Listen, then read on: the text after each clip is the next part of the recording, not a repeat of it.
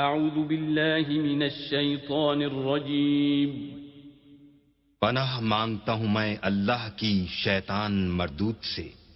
بسم اللہ الرحمن الرحیم شروع اللہ کے نام سے جو بڑا مہربان نہایت رحم والا ہے۔ الحمد للہ رب العالمین سب طرح کی تعریف اللہ ہی کو سزاوار ہے جو تمام مخلوقات کا پروردگار ہے۔ الرحمن الرحیم بڑا مہربان نہایت رحم والا۔ مالک یوم الدین انصاف کے دن کا حاکم۔ ایاک نعبد و ایاک نستعین اے پروردگار ہم تیری ہی عبادت کرتے ہیں اور تجھی سے مدد مانگتے ہیں۔ اہدنا الصراط المستقیم ہم کو سیدھے رستے چلا۔ صراط الذین انعمت علیہم غیر المغضوب علیہم ولا الضالین ان لوگوں کے رستے جن پر تو اپنا فضل و کرم کرتا رہا، نہ ان کے جن پر غصے ہوتا رہا اور نہ گمراہوں کے۔ اعوذ باللہ من الشیطان الرجیم ضرب الله مثلا للذين كفروا امرأة نوح وامرأة لوط كانتا تحت عبدين من عبادنا صالحين فخانتاهما فلم يغنيا عنهما من الله شيئا وقيل ادخلا النار مع الداخلين وضرب الله مثلا للذين آمنوا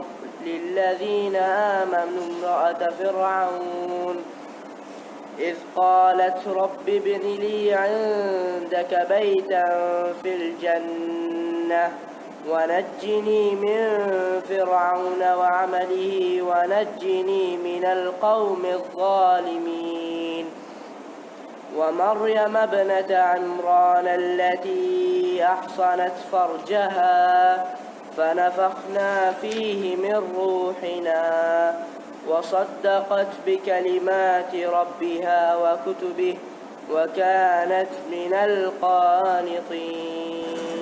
السلام علیکم ورحمۃ اللہ وبرکاتہ۔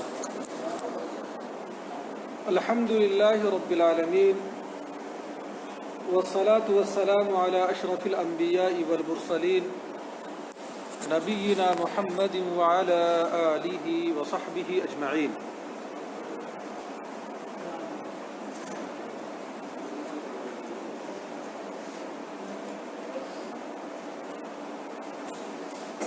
برادران اسلام، دینی و ملی بھائیوں،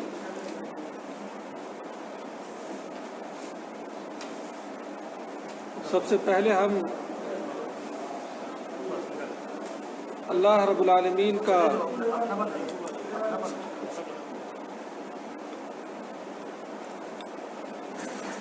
شکریہ ادا کرتے ہیں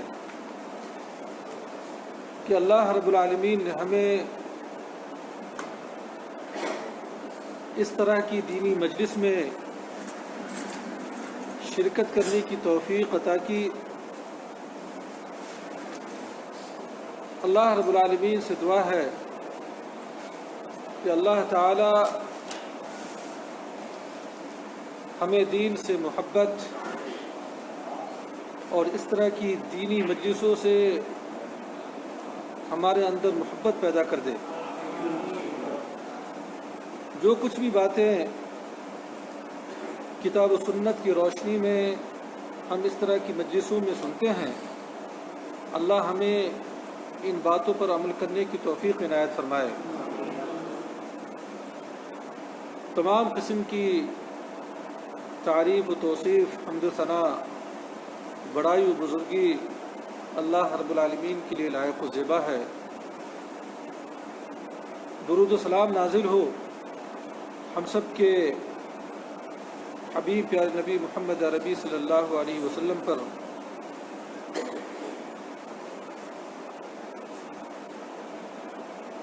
ہم لوگ مکتب جالیات حفظ الباطن کے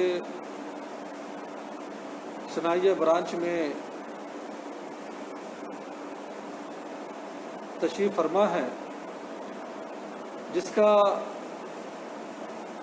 مقصد وحید یہی ہے کہ ہم اللہ رب العالمین کے دین کو قرآن و سنت کی روشنی میں سیکھیں، اور سیکھنے کے بعد خود ہم اپنی زندگی میں ان باتوں کو عملی جامہ پہنائیں اور دوسروں تک جو ہے اللہ کے دین کو پھیلائیں۔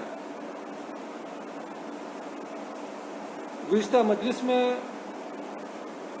جیسا کہ میں نے بتایا تھا اور ہم نے گفتگو بھی کی تھی، اسلامی نکاح یا اسلامی طرز پر شادی کے کیا مسائل و احکام ہیں، اس سلسلے میں چند پوائنٹس اور چند نقاط پر میں نے گفتگو کی تھی، اور اسی موضوع کا آج تکملہ ہے۔ اسی سلسلے میں جو بعض باتیں رہ گئی تھیں، آج کی اس مجلس میں انشاءاللہ العزیز مختصراً ان باتوں پر ہم روشنی ڈالیں گے۔ گزشتہ مجلس میں نکاح، اس کے شروط اور خطبہ اور دیگر پوائنٹس پر میں نے گفتگو کی تھی۔ آج کی اس مجلس میں وہ رشتے جن سے ہمارے لیے نکاح کرنا، یا وہ محرمات جن سے ہمارے لیے نکاح کرنا ناجائز و حرام ہے، اور ان رشتوں کی تفصیل قرآن و حدیث کے اندر واضح طور پر آ چکی ہے۔ اس کے بعد اسلامی نکاح کے تعلق سے جو بات آتی ہے مہر کے تعلق سے، اس پر بھی انشاءاللہ ہم جو ہے قدر تفصیل گفتگو کریں گے۔ پھر نکاح کے بعد جو ولیمہ کا مسئلہ ہے، یہ چند مسائل ہے جن پر انشاءاللہ آج کی اس مجلس میں گفتگو کی جائے گی۔ سب سے پہلی بات، وہ رشتے جن کا قرآن و حدیث کے اندر ذکر آیا ہے، دو طرح کے رشتے ہیں۔ ایک تو وہ محرمات جو ابدی طور پہ ہمارے لیے کیا ہے، یا ہمیشہ کے لیے ان سے نکاح کرنا کیا حرام ہے، اور بعض ایسے محرمات ہیں جن سے نکاح وقتی طور پر حرام ہے۔ وہ رشتے جو ہمیشہ ہمیش کے لیے حرام ہیں، وہ کل ملا کر تقریباً 14 قسم کی عورتیں ہیں۔ کتنی قسم کی عورتیں ہیں؟ 14 قسم کی عورتیں ہیں۔ ان میں سے بعض، بلکہ سب کی سب، دو طرح سے ہمارے لیے حرام قرار دی گئی ہے۔ ایک تو نسب کی وجہ سے اور دوسرا سبب کی وجہ سے۔ ابھی میں نے کہا کہ بعض رشتے ایسے ہیں جن سے ہمیشہ ہمیش کے لیے شادی کرنا شریعت اسلامیہ کے اندر کیا ہے، حرام اور ناجائز ہے۔ اس کو شریعت کی اصطلاح میں ابدی طور پہ کہا گیا ہے۔ پہلا، وہ رشتے جو قرابت کی وجہ سے جو ہے حرام قرار دیے گئے ہیں، رشتہ داری کی وجہ سے یا خون کی وجہ سے کیا حرام قرار دیے گئے ہیں۔ وہ کون ہے؟ پہلا قسم یا پہلی قسم جو ہے، ماں یا ماں کی ماں، یا اسی طرح سے باپ کی ماں، اور اس سے اوپر آپ چلے جائیں گے۔ ماں کی ماں کون ہوتی ہے؟ کون ہوگی؟ نانی ہوگی۔ اسی طرح سے جو باپ کی ماں کون ہوگی؟ دادی ہوگی، اور اوپر آپ چلے جائیے۔ یہ قرابت کی وجہ سے یہ رشتہ کیا ہے، ان سے نکاح کرنا کیا ہے، حرام ہے۔ ٹھیک ہے، ان سے نکاح کرنا کیا ہے؟ حرام ہے، اور ہمیشہ کے لیے حرام ہے. اور انشاءاللہ آگے تفصیل آئے گی، قرآن کی آیتیں دلائل کے ساتھ بیان کی جائے گی. اس کے بعد بہن یعنی حقیقی بہن یا باپ کی طرف سے بہن یا ماں کی طرف سے بہن. باپ کی طرف سے بہن سمجھ رہے ہیں؟ باپ کی طرف سے بہن سمجھ، ایک تو آپ کے حقیقی بہن ہے، ماں باپ سے وہ بہن ہے جس کو شقیقہ کہتے ہیں عربی زبان میں. اور باپ کی طرف سے بہن یعنی والد نے شادی کی اور ان سے جو ہے وہ بہن ہے، آپ کی ماں کے بطن سے وہ جو ہے پیدا نہیں ہوئی ہے. یا ماں نے مثال کے طور والد مطلب انتقال کر گئے، یا والد نے کیا ہے طلاق دے دیا، اس کے بعد کیا کہتے ہیں والدہ کی شادی دوسری ہو گئی، اور دوسرے باپ سے جو ہے کیا کہتے ہیں وہ بچی ہے، سمجھ رہے ہیں نا؟ تو یہ کیا ہے؟ ماں کی طرف سے کیا ہے؟ یہ بہن ہے. تو اس طرح سے یہ بھی جو ہے رشتہ کیا ہے؟ حرام ہے، ہمیشہ ہمیش کے لیے جو ہے ان سے نکاح کرنا ناجائز اور کیا ہے؟ حرام ہے. اور نیچے تک چلی جائیے، بہن کی جو بچیاں ہیں، چاہے وہ ماں باپ سے یعنی آپ کی شقیقہ بہن ان کے بچیاں ہیں، یا باپ کی طرف سے بہن ہے یا ماں کی طرف سے بہن ہے، ان کی جو بچیاں ہیں وہ ہمیشہ ہمیش کے لیے کیا ہے؟ حرام ہے. ہمیشہ ہمیش کے لیے کیا ہے؟ حرام ہے. اسی طرح سے بھائی کی بیٹی کو کیا کہتے ہیں؟ بھتیجی کہتے ہیں، یا بھتیجیاں. یا تو وہ بھائی آپ کا حقیقی بھائی ہوگا، ان کی بچیاں حرام ہیں، یا باپ کی طرف سے بھائی ان کی بھی بچیاں حرام ہیں، یا ماں کی طرف سے بھائی ان کی بھی بچیاں حرام ہیں. سمجھ رہے ہیں؟ ان کے جو بچے ہیں نیچے تک چلے جائیں تو سب کے سب آپ کے لیے کیا ہے؟ حرام ہے. اسی طرح سے جو ہے بہن کی بچیاں کیا ہوتی ہیں؟ بھانجیاں ہوتی ہیں نا، بھانجیاں ہوتی ہیں.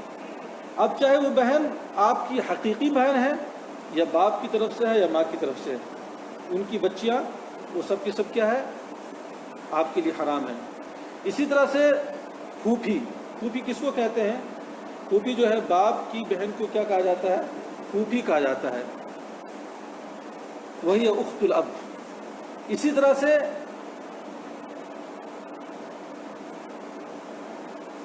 باپ کی پھوپھی یا ماں کی پھوپھی، یہ سارے کے سارے رشتے کیا ہے؟ آپ کے لیے کیا ہے؟ حرام ہے. خالہ کس کو کہتے ہیں؟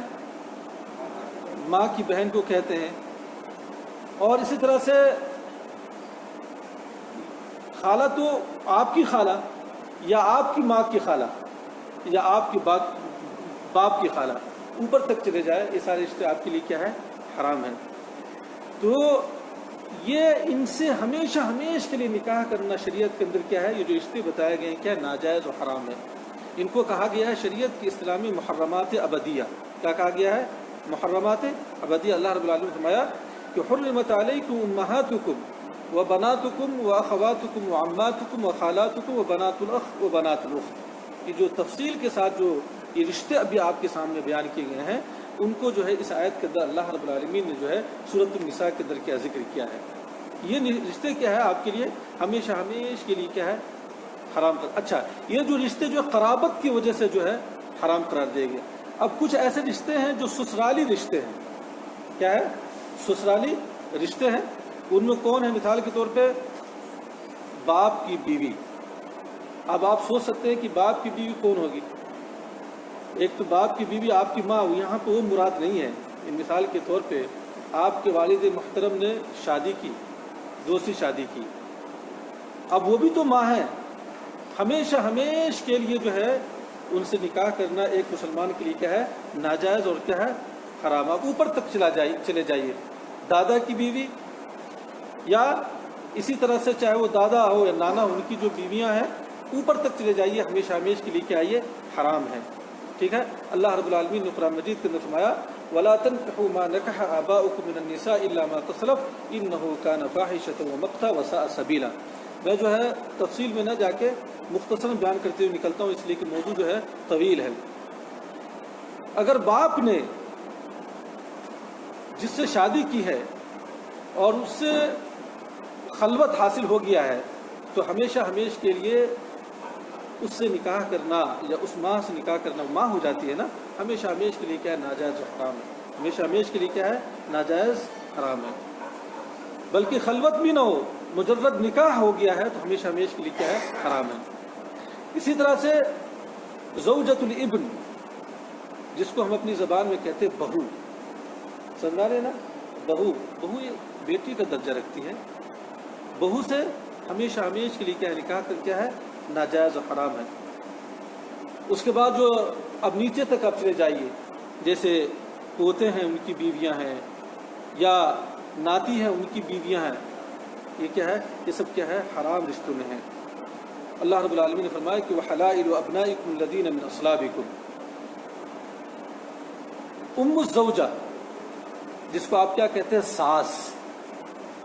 ساس، یہ آپ کے لیے کیا ہے؟ حرام ہے. اب اس کے علاوہ اب اوپر تک چلے جائیے، ہاں، وہ بھی آپ کے لیے کیا ہے؟ ہمیشہ ہمیش کے لیے کہ امہات نسائکم. یہ مجرد کیا ہے؟ آپ کے لڑکے نے شادی کر لی، ہاں، اب ہمیشہ ہمیش کے لیے وہ جو ہے آپ کی بہو ہو گئی، اس سے نکاح کرنا کیا ہے؟ جائز نہیں ہے. کیا یہ حرام ہے؟ اس کے بعد ایک مسئلہ آتا ہے ربیبہ. آپ نے سنا ہے کبھی ربیبہ کا نام؟ قرآن کے اندر وَرَبَائِبُكُمُ اللَّاتِي فِي حُجُورِكُمْ کا لفظ آیا ہے. ربائب کا مطلب یہ ہے، یا ربیبہ کا مطلب یہ ہے، ربیبہ واحد ہے اور ربائب اس کی جمع ہے. ربائب یہ کہتے ہیں کہ مثال کے طور پہ آپ نے کسی عورت سے شادی کی اور پہلے سے وہ عورت یا تو مطلقہ ہے یا کیا کہتے ہیں اس کا شوہر انتقال کر گیا ہے اور اس کی بچی ہے. اب آپ نے شادی کی تو وہ کیا ہے؟ آپ کی ربیبہ ہو گئی. وہ جو بچی جو ہے، بچی جس بچی کو لے کر آئی ہے اس کو کیا کہا جاتا ہے؟ ربیبہ کہا جاتا ہے. اگر آپ نے اس عورت کے ساتھ جمع کر لیا ہے یا دخول کر لیا ہے تو ہمیشہ ہمیش کے لیے جو ہے وہ جو بچی ہے وہ آپ کی کیا ہے؟ آپ کی بچی ہو گئی. اس سے نکاح کرنا ناجائز اور حرام ہو گیا. اس کو کیا کہا جاتا ہے؟ ربیبہ، اور اس کی جمع کیا ہے؟ ربائب ہے.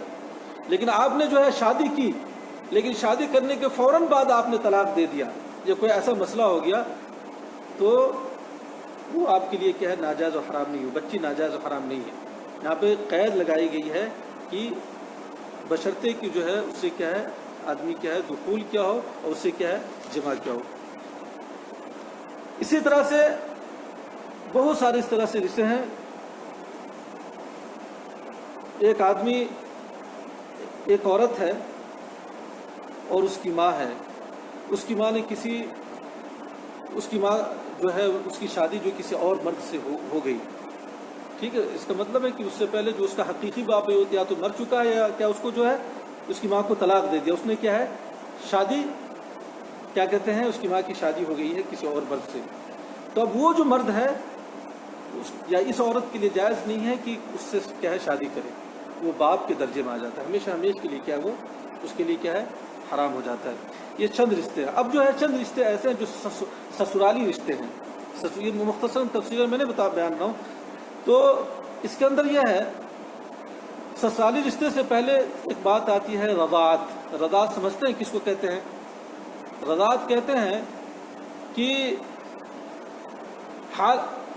ایام رضاعت میں شریعت کے اندر جو ہے دودھ پلانے کی مدت کتنی ہے بچوں کی؟ صحیح بات ہے 2 سال. راجح قول کیا ہے؟ 2 سال. زیادہ سے زیادہ کیا ہے؟ 2 سال. ایام رضاعت میں کسی بچے نے کسی عورت کا دودھ پیا اور اس کے شرائط ہیں اور تفصیل کے ساتھ حدیثوں کے اندر بیان کیے گئے ہیں کہ پیٹ بھر کے کیا ہے؟ کم از کم اس نے کیا ہے؟ 5 بار پیا ہو. عمر فطام سے پہلے، دودھ چھڑانے سے کی مدت سے پہلے تب رضاعت ثابت ہوتی ہے. تب رضاعت ثابت ہوئی. کتنی بار؟ کم از کم 5 بار. مثال تو کسی بچے نے کسی عورت کا دودھ پیا اور ایام رضاعت میں پیا، اب وہ جو ہے اس کے لیے کیا ہو جاتی ہے؟ ماں کی حیثیت رکھتی ہے. بات سمجھ آ رہا ہے؟ ماں کی حیثیت رکھتی ہے اور ہمیشہ ہمیش کے لیے اس بچے کے لیے وہ عورت کیا ہے؟ حرام ہو جاتی ہے. اس بچے کے لیے کیا ہے؟ وہ عورت کیا ہے؟ حرام ہو جائے. یہی نہیں بلکہ اس عورت سے گرچہ دوسرے باپ سے یا کہیں کسی اس کے جو بچے ہیں، بھائی ہیں یا لڑکے ہیں لڑکیاں ہیں، سب اس کے لیے کیا حرام ہو جائیں گے. یعنی جو چیزیں نسب سے حرام ہوتی ہے بعین ہی وہ تمام کے تمام رشتے جو ہے رضاعت سے حرام ہو جاتے ہیں. اللہ کے رسول صلی اللہ علیہ وسلم کیا ہے حدیث ہے. تو اس میں سب سے پہلی بات جیسا کہ میں نے بتایا کہ ماں جاتی ہے. ماں یعنی وہ ماں جس نے اس کو دودھ پلایا، حقیقی ماں تو نہیں ہے لیکن دودھ پلانے کی وجہ سے وہ ماں کی حیثیت رکھتی ہے، دودھ پلانے کی وجہ سے وہ ماں کی حیثیت رکھتی ہے. اسی طرح سے رضاعی بہن ہے، رضاعی بہن ہے. اور کچھ ایسے رشتے ہیں جس کو میں نے کہا کہ جو ہے سسرالی رشتے ہیں. اس میں جیسا کہ ابھی میں نے تفصیل کے ساتھ آپ کو بیان کر دیا کہ جو یہ ساس ہے اور جو دیگر چیزیں وہ سسرالی رشتے ہو گئے. اور یہ جو رشتے ہیں آپ کو میں نے بتایا یہ رضاعت کی وجہ سے کیا ہے حرام ہو جاتے ہیں. اب مثال کے طور پہ ایسا بھائی جو رضاعی بھائی ہے اس کی بچی، رضاعی بھائی کی بچی، وہ آپ کے لیے کیا ہے حرام ہو جاتی ہے. آپ کا حقیقی بھائی نہیں ہے لیکن وہ ماں جس نے آپ کو دودھ پلایا ہے اس کا لڑکا، اب اس کی جو بیٹی ہے وہ بھی آپ کے لیے حرام ہو جاتی ہے کہ نہیں. اسی طرح سے رضاعی بہن کی بیٹی، اب رضاعی بہن کی بیٹی کیا ہوگی؟ آپ کی بھانجی ہو گئی، وہ بھی آپ کے لیے کیا ہے حرام ہو جاتی ہے. اسی طرح سے رضاعی خالہ یعنی وہ عورت جس نے آپ کو دودھ پلایا اس کی بہن، وہ بھی آپ کے لیے حرام ہو گئی. اسی طرح سے یہ تمام کے تمام رشتے جو میں مثال کے طور پر یہ ساری چیزیں میں پیش کرتے جا رہا ہوں، تفصیل کے ساتھ نہیں جاؤں گا تاکہ جو ہے آپ سمجھ، یہ مثال ہے، کچھ ایسی مثالیں میں نے دیا تاکہ اچھا بعض ایسے رشتے ہیں جن کے بارے میں پیارے نبی صلی اللہ علیہ وسلم نے تشریح کی ہے کہ وہ رشتے کیا ہے حرام ہیں. مثال کے طور پہ دو بہنوں کو جو ہے ایک ساتھ جو ہے اپنے عقد کے اندر آپ نہیں رکھ سکتے، ہے کہ نہیں. الجمع بین الاختین، مثال کے طور پہ چاہے وہ آپ علیحدہ علیحدہ شادی کریں یا ایک ہی دن شادی کریں، یہ کیا ہے ناجائز ہے شریعت کے اندر. اللہ رب العالمین نے قرآن مجید کے اندر فرمایا کہ وَأَن تَجْمَعُوا بَيْنَ الْأُخْتَيْنِ، کہ دو بہنوں کے درمیان کیا ہے جمع نہیں کر سکتے، بے وقت کیا ہے شادی نہیں کر سکتے. اسی طرح سے عورت اور اس کی پھوپھی دونوں کو کیا ہے بیک وقت کیا ہے نہیں. ہاں مثال کے طور پہ کسی عورت سے آپ نے نکاح کیا، اب اس کو آپ نے طلاق دے دیا یا اس کا انتقال ہو گیا تو بعد میں اس کی پھوپھی سے شادی کر سکتے، لیکن اس کے ہوتے ہوئے جو ہے کیا کہتے ہیں جمع نہیں کر سکتے ایک ساتھ. اسی طرح سے عورت اور خالہ کے درمیان کیا ہے کہ دیکھیے شریعت کے اندر ایک حکمت ہے، اسلام نے اس سے کیا ہے منع کر گیا. جیسا کہ نبی صلی اللہ علیہ وسلم فرمایا کہ لا یجمع بین المرأة وعمتها ولا بین المرأة وخالتها، یہ پیارے نبی صلی اللہ علیہ وسلم کی حدیثوں سے ثابت ہے. بعض ایسے رشتے ہیں جو عارضی طور پہ جو ہے ان سے آپ نکاح نہیں کر سکتے. عارضی طور پہ میں نے ابھی بتایا کہ ایک کچھ محرمات ابدیہ ہیں، محرمات ابدیہ ہیں جو ہمیشہ ہمیشہ کے لیے آپ کے لیے حرام ہیں. اب ان میں نے کہا کہ کچھ ایسے رشتے ہیں جو نسب کی وجہ سے حرام ہیں. نسب کی وجہ سے مثال کے طور پہ ماں، دادی، خالہ، بہن، پھوپھی.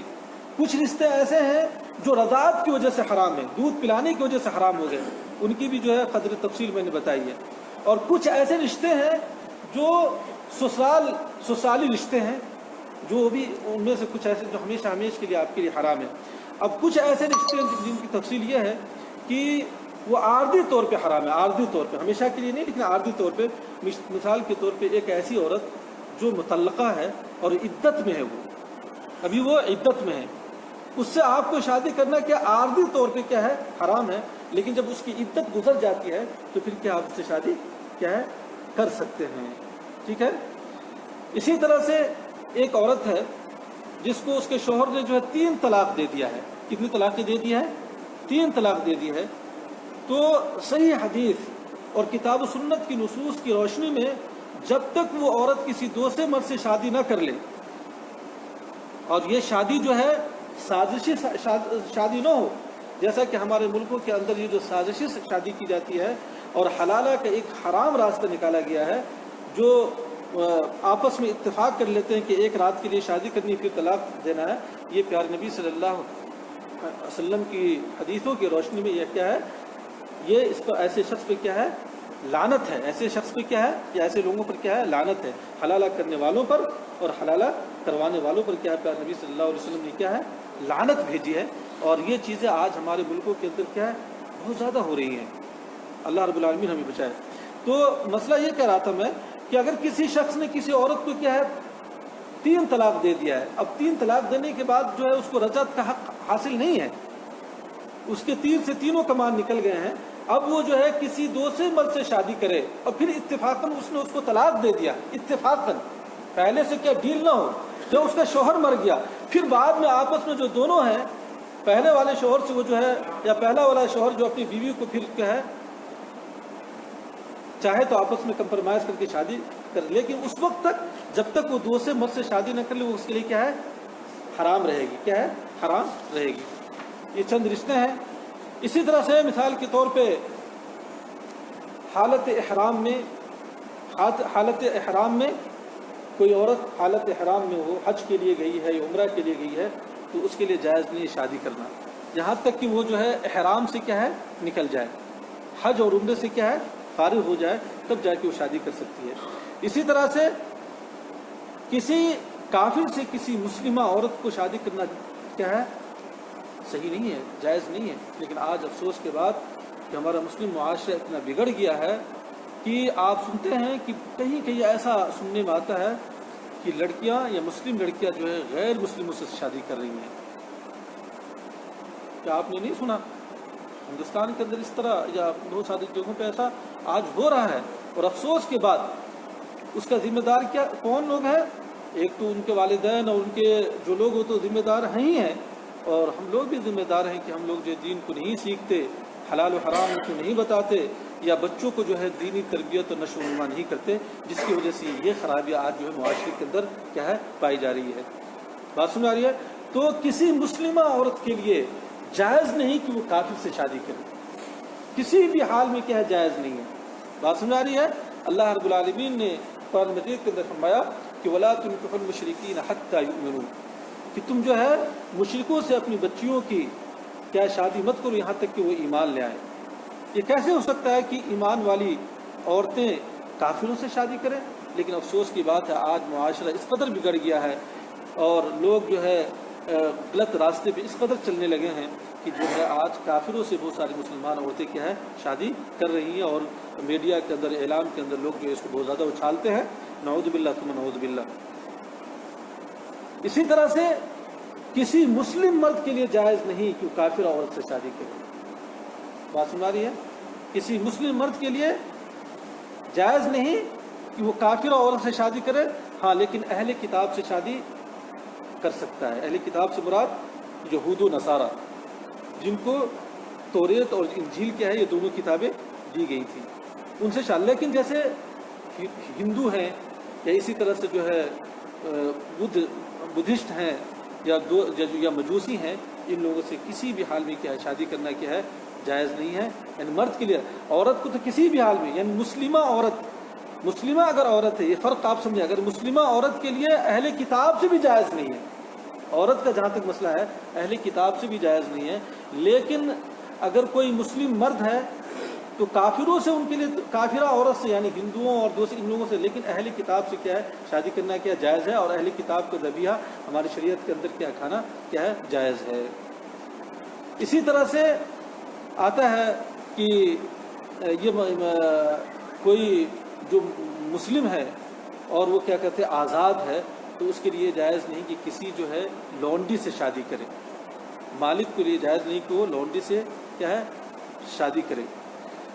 तो ये चंद मसाइल, ये चंद ऐसे रिश्ते हैं जो मोटी बातें हैं वो समझने की है, और ये बातें इसलिए आपके सामने बयान की गई है कि अक्सर व बेशतर लोग ये सवाल करते थे वो कौन से रिश्ते हैं जिनसे शादी करना जायज़ और नाजायज़, अक्सर बेशतर लोग सवाल करते रहते हैं।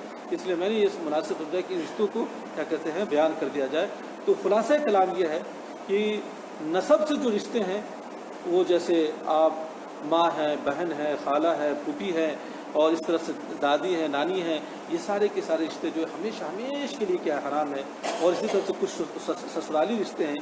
ससुराली रिश्ते में जैसे باپ کی بیوی جس کو آپ سوتیلی ماں کہتے ہیں، یا اسی طرح سے جو ہے ایک سسر کے لیے بہو سے کیا شادی کرنا، یہ بھی کیا ہے ناجائز ہے۔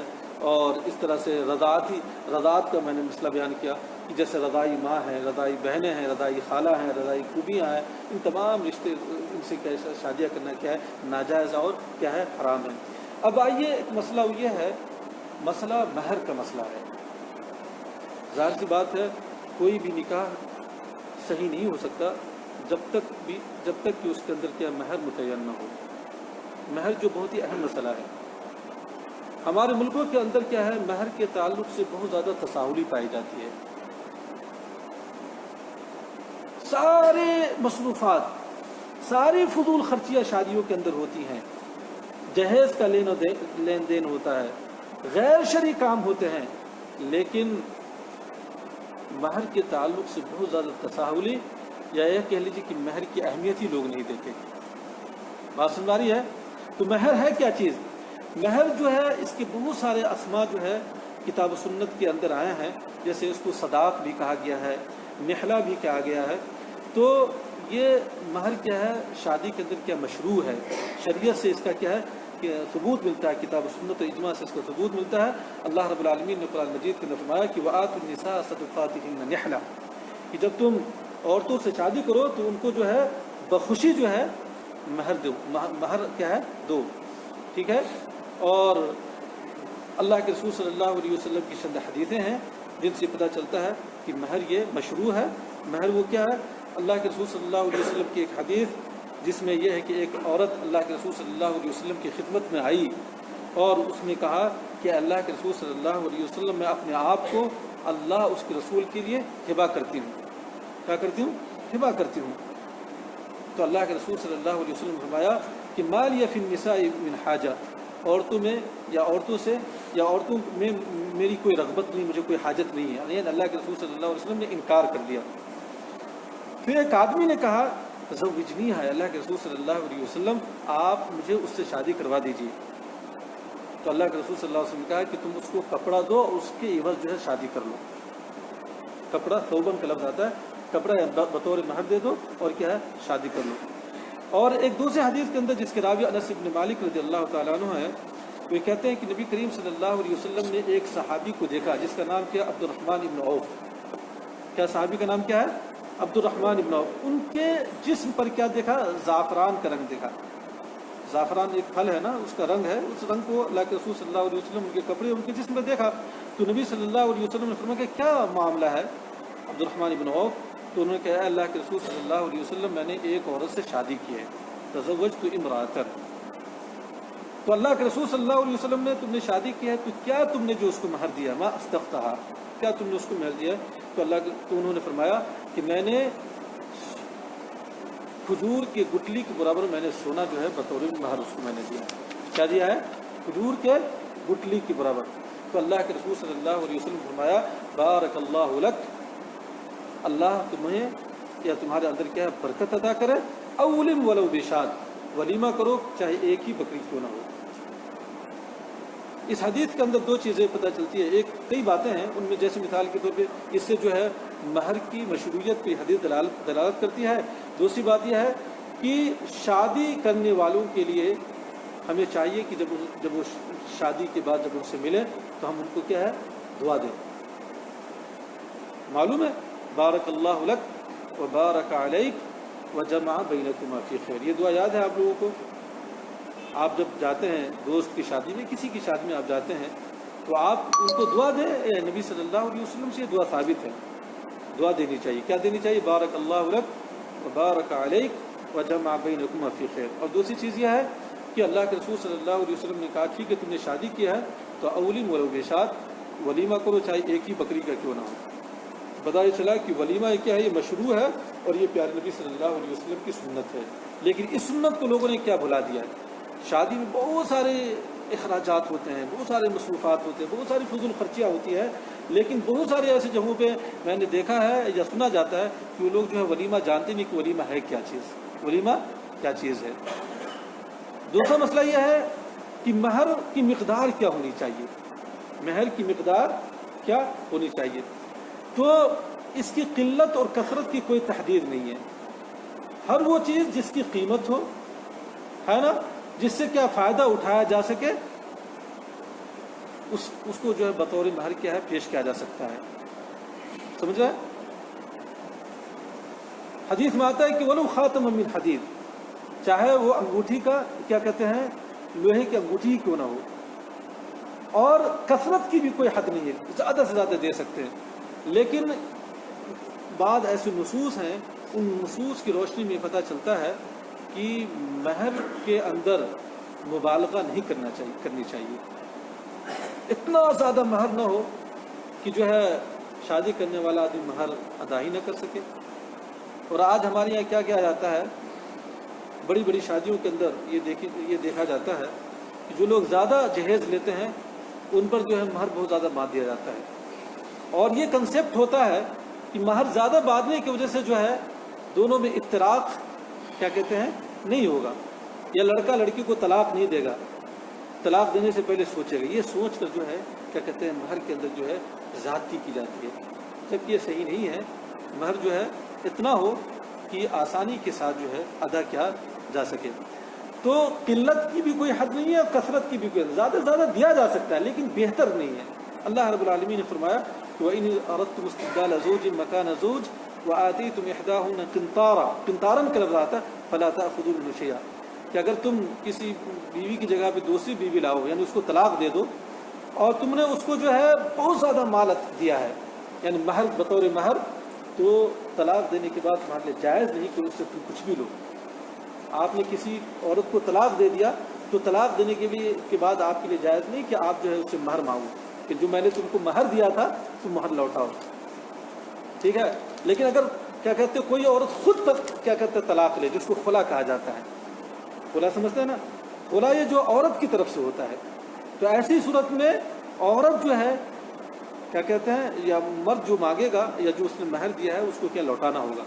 لیکن اگر مرد طلاق دیتا ہے، مرد کی طرف سے جو ہے تو ایسی صورت میں مرد کے لیے جائز نہیں کہ وہ عورت سے کیا کہتے ہیں اپنا مہر کا مال جو ہے لے یا اس کو کہے کہ لوٹاؤ.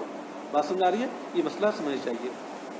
اچھا، یہ مہر کی حکمت کیا ہے؟ شریعت جو ہے حکمت پر مبنی ہے. کبھی ایسا ہوتا ہے کہ وہ حکمت ہمیں سمجھ میں آتی ہے اور کبھی سمجھ میں نہیں آتی ہے. لیکن وہ کوئی بھی حکم جو اللہ رب العالمین کی طرف سے یا پیارے نبی صلی اللہ علیہ وسلم نے جو شریعت لائی ہے وہ حکمت سے خالی نہیں ہے. یہ احکم الحاکمین کی شریعت ہے، یہ حکمت سے خالی نہیں ہے. اس کے اندر کیا ہے؟ یہ حکمت یہ ہے کہ اس کے اندر یہ عورت کی عزت اور کیا اکرام ہے اس کے اندر. اور عورت کو شادی کے اندر جو نان و نفقہ ہے، جو اخراجات ہے، اس سے مستغنی کرنا مقصد ہے شریعت کا. نان و نفقہ کی ذمہ داری کس پر ہے؟ مردوں پہ، نہ کہ عورتوں پر ہے. مردوں پہ ہے نہ کہ عورتوں پہ ہے. تو کیا کہتے ہیں نکاح اور زنا کے اندر ہی فرق ہے. بہت سارے فروق ہے، بہت سارے فروق ہے. نکاح میں کیا ہے مہر ہوتا ہے، اعلان ہوتا ہے، اس کے بعد بہت ساری چیزیں ہیں. لیکن زنا کے اندر کیا خفیہ طور پہ لوگ یہ ساری چیزیں ہوتی ہیں، لیکن اس کے اندر کیا ہے مہر نہیں ہوتا.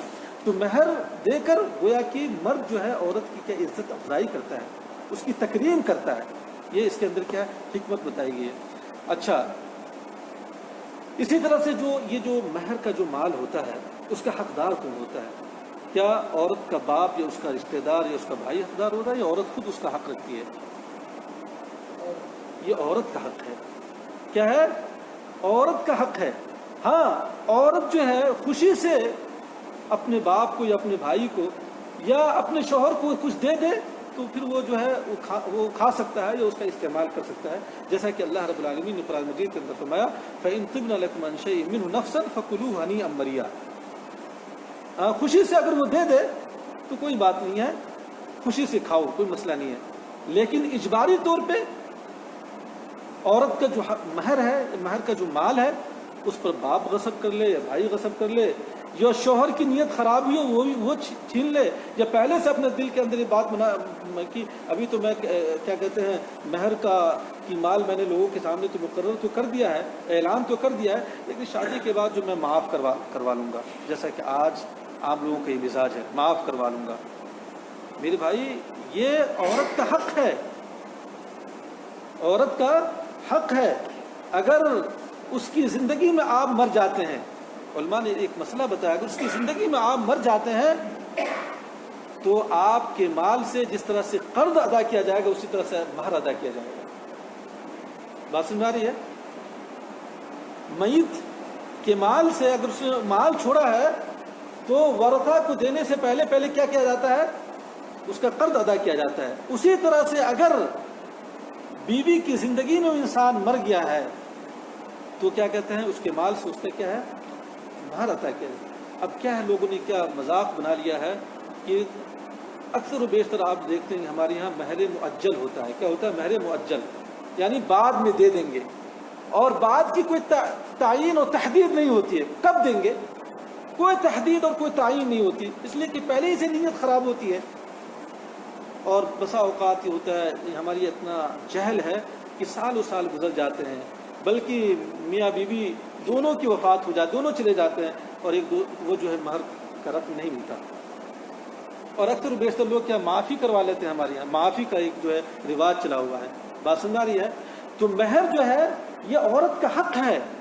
ہاں، عورت جو ہے بعد میں خوشی سے آپ کو کچھ دے دے تو آپ کھا سکتے ہیں یا معاف کریں، ایک دوسری چیز ہے، لیکن جبرن اس سے آپ معاف کروائیں اور پہلے ہی آپ کی نیت ہو کہ میں معاف کروا لوں گا، تو یہ جو ہے اللہ کے رسول صلی اللہ علیہ وسلم اور صحابہ کرام اور سلف صالحین سے اس کا ثبوت کیا ہے؟ نہیں ملتا۔ بات سمجھ آ رہی ہے؟ اور شادی کے وقت جو ہے مہر کی تعین ہونی چاہیے۔ کیا ہونی چاہیے؟ مہر کی تعین ہونی چاہیے۔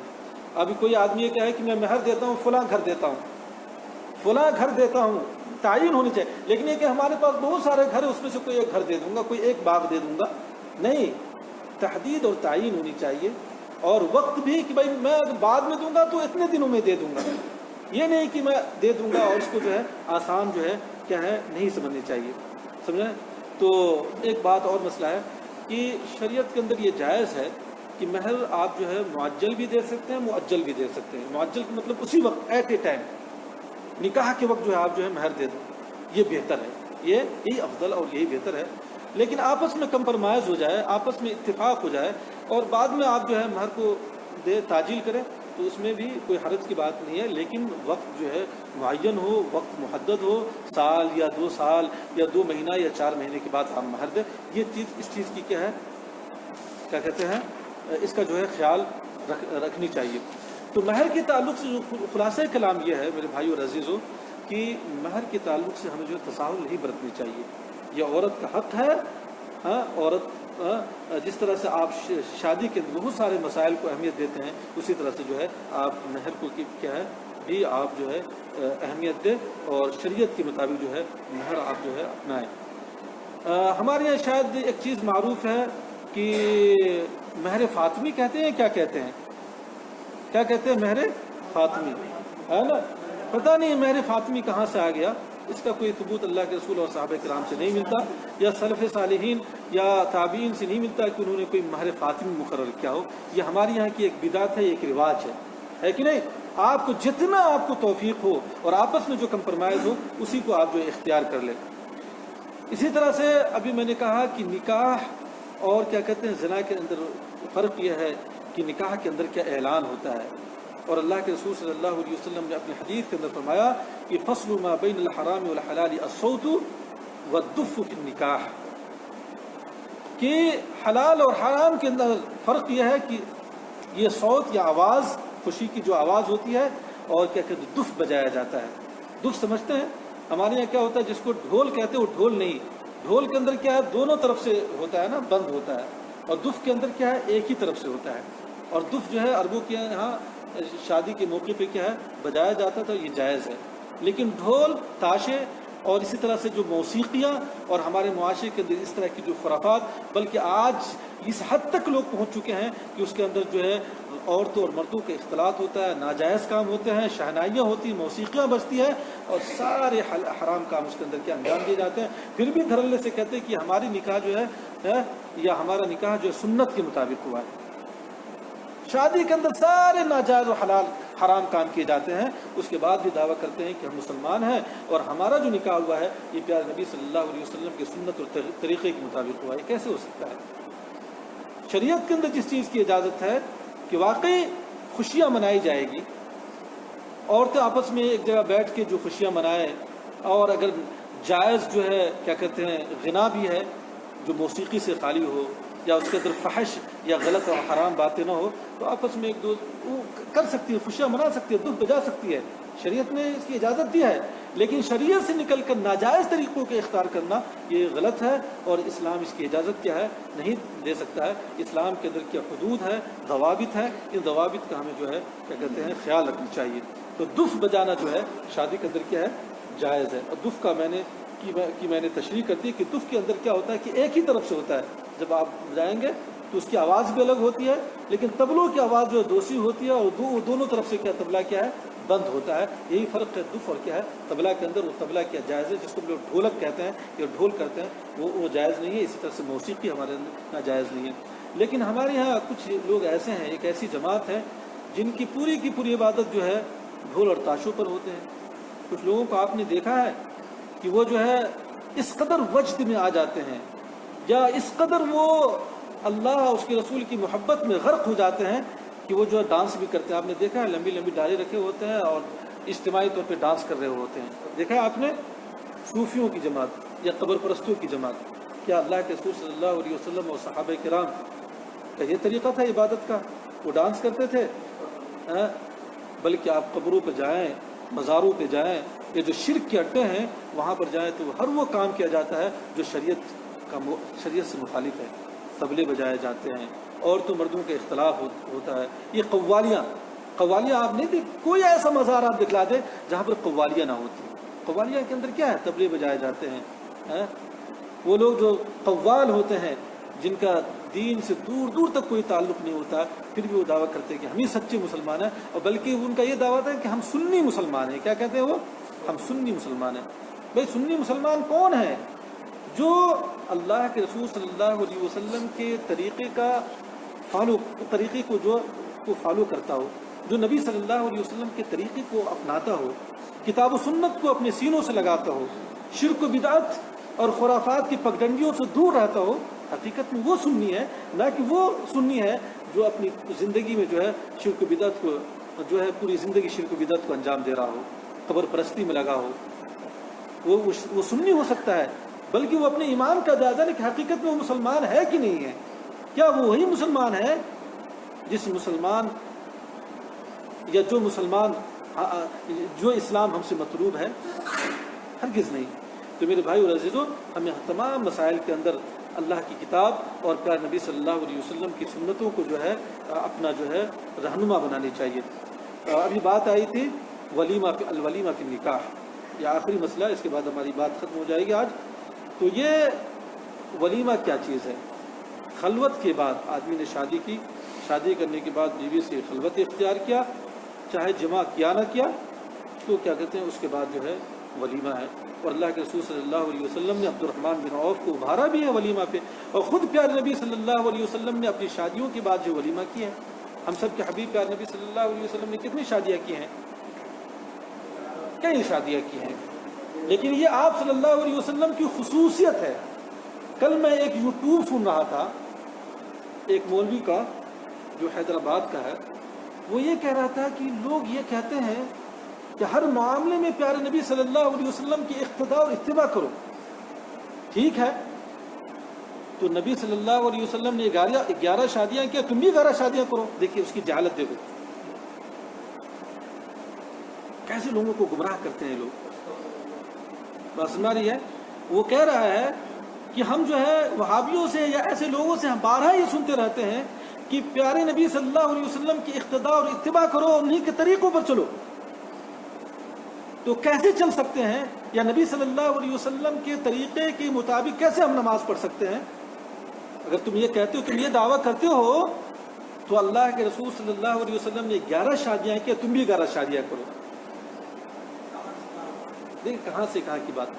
دیکھیے بعض ایسی چیزیں شریعت کی ہیں جو نبی صلی اللہ علیہ وسلم کی کیا ہے، ان کے ساتھ خاص ہے، اور ان چیزوں کے تعلق سے کتاب و سنت کے اندر کیا دلائل آ چکے ہیں، نصوص آ چکے ہیں.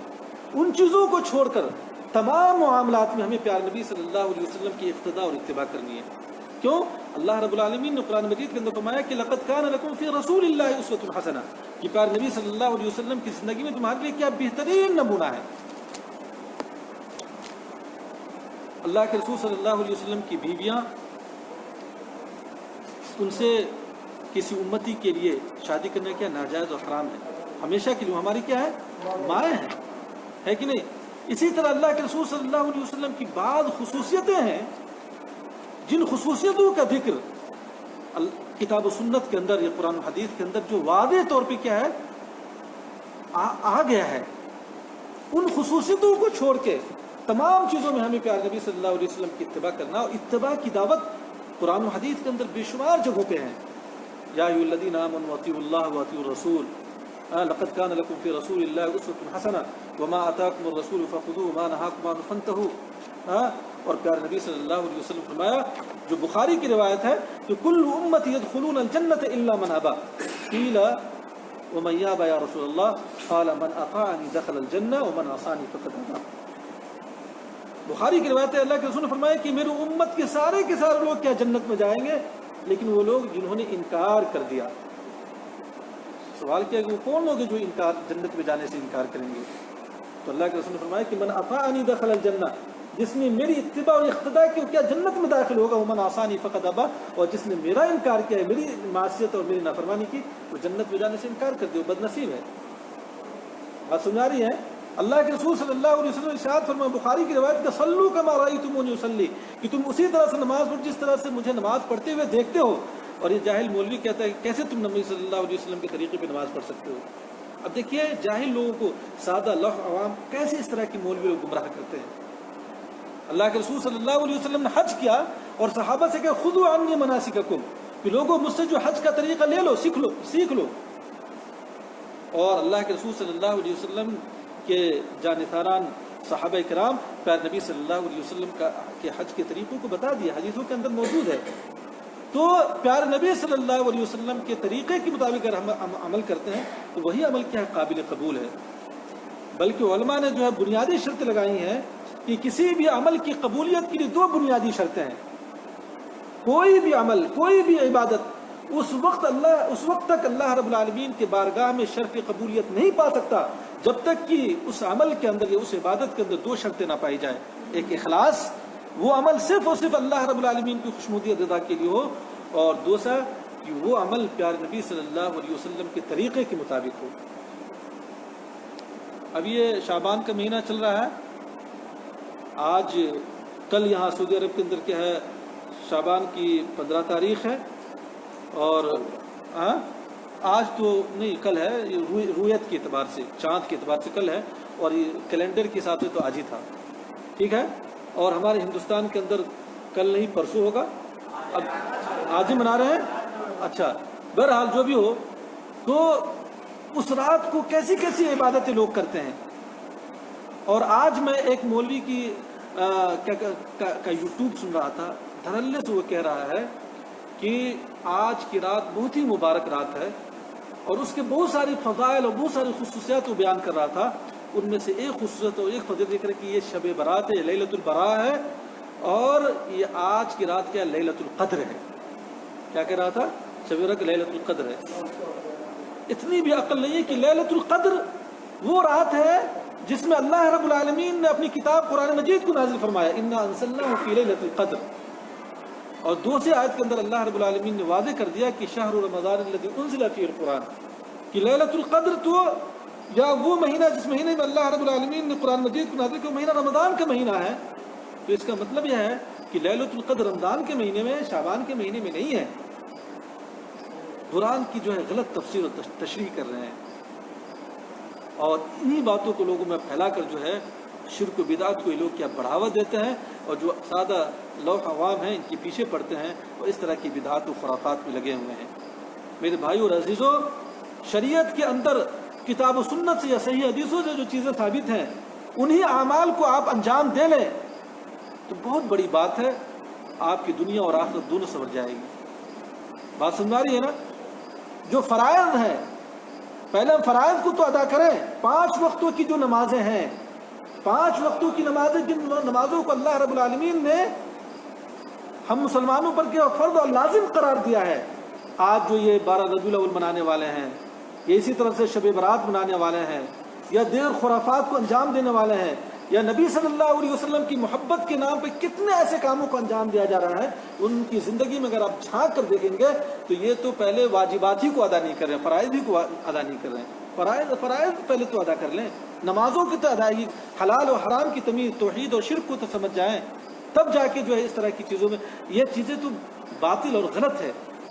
جب سنتوں کو وہ آپ چھوڑ دیں گے تو ان کی جگہ، سنتوں کی جگہوں پہ کیا ہے، بدعتیں کیا ہے، جگہ لے لیں گی. اور یہی حال ہے آج امت کا کہ آج امت کے اندر نت نئی قسم کی بدعات کیا ہے پائے جاتے ہیں. تو بات نکل گئی تھی کہ وہ مولانا کی جو آج میں یوٹیوب سن رہا تھا تو بہت افسوس آیا، اور بہت سارے فضائل بیان کر رہے تھے وہ. ان میں سے ایک فضیلت یہ بھی کہ آج کیا ہے، لیلۃ القدر ہے، شب قدر. کیا انہوں نے پڑھا ہے یا کیا کتابیں مطالعہ کی ہے یا کیسے وہ عالم ہے، اللہ رب العالمین جو ہے قرآن کا یہ واضح جو ان کا.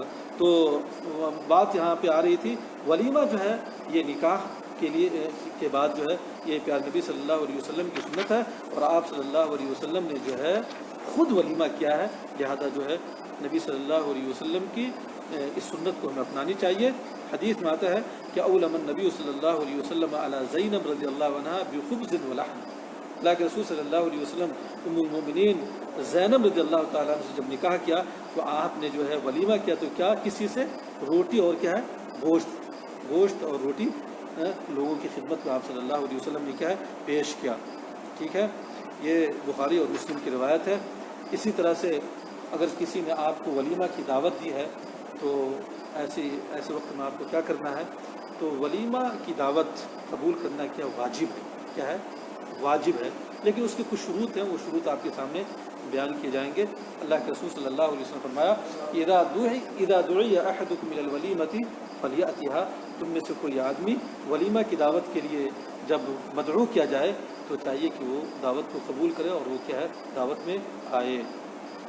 ٹھیک ہے. اور ایک دوسری حدیث کے اندر اللہ کے رسول نے فرمایا کہ من لم یجب الدعوہ فقد عصى اللہ ورسولہ، جو ولیمہ کی دعوت کو قبول نہیں کرتا اس نے اللہ اس کے رسول کی کیا نافرمانی کی. کیا مطلب، اس نے گناہ کا کیا ہے کام کیا. اب جو ہے کن اس کے شروط ہم نے بتائے کہ اس کے کچھ چند شروط ہیں. پہلے شرط یہ ہے کہ یہ جو ہے کیا کہتے ہیں، ولیمہ اگر کوئی آدمی کر رہا ہے اور پہلا دن ہے تو جانا چاہیے. ہاں، اور اگر دوسرا دن ہے تو مستحب ہے، اگر نہ جائے تو کوئی گناہ. بعض لوگ ہیں نا پیسے والے ہیں، ایک دن نہیں 2 دن 3 دن بلکہ مبالغہ کرتے 4 5 روز ولیمہ کرتے رہتے. نہیں، لیکن پہلا دن جانا کیا یہ واجب ہے، دوسرا دن جائے تو مستحب ہے، اور اس کے بعد جو ہے تیسرا دن ہے تو پھر آپ نہ جائیں. اللہ کے رسول صلی اللہ علیہ وسلم نے اس سلسلے میں فرمایا ہے.